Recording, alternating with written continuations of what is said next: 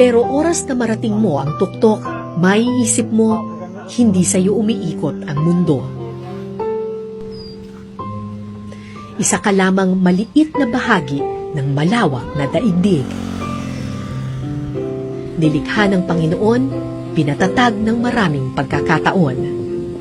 At tulad ng anumang pagsubok sa buhay, gaano man katayog ang iyong tagumpay, huwag kang magpakataas, bagkus magpakumbaba, dahil lahat tayo nakatapak pa rin sa lupa.